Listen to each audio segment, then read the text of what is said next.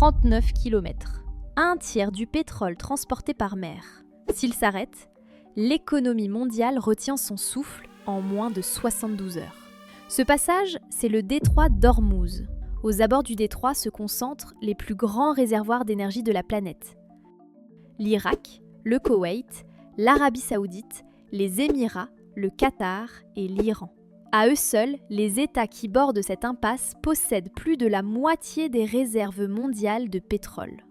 Et l'unique porte de sortie viable pour tout ce pétrole est le détroit d'Ormuz. Mais cette configuration géographique cache un problème bien plus concret. C'est ici, entre l'île de Ngam et la pointe d'Oman, que se situe le véritable goulot d'étranglement du détroit. Seulement 39 km de large. Mais la zone réellement navigable pour les pétroliers géants est bien plus réduite. Les navires doivent suivre 2 couloirs de circulation de seulement 3 km de large chacun. Imaginez ces super pétroliers, les VLCC, longs de 330 mètres, la taille de la Tour Eiffel. Dans le détroit, la marge de manœuvre est nulle. La moindre panne moteur ou erreur de trajectoire transformerait ce goulot en un bouchon infranchissable. Une telle situation créerait un blocage aux conséquences mondiales immédiates.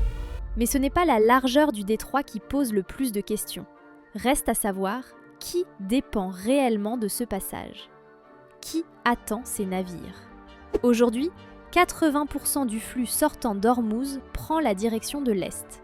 La Chine, l'Inde et surtout le Japon, qui importe 80% de son pétrole par ici. Pour ces puissances, Ormuz est une question de survie économique. Si le flux s'y arrête, c'est toute l'économie asiatique qui s'asphyxie en quelques semaines. Un blocage à Ormuz ferait bondir le prix à la pompe partout, de Paris à New York, par simple effet de contagion boursière. Alors, existe-t-il réellement des alternatives à Ormuz ? On entend souvent dire que des oléoducs pourraient rendre le détroit d'Ormuz moins indispensable. L'Arabie Saoudite possède d'ailleurs le Petroline, un tuyau géant qui traverse le désert sur 1200 km pour acheminer le pétrole vers Yanbu sur la mer Rouge. Mais ce pipeline n'a qu'une capacité maximale de 5 millions de barils par jour. Or, il en passe 21 millions par le détroit.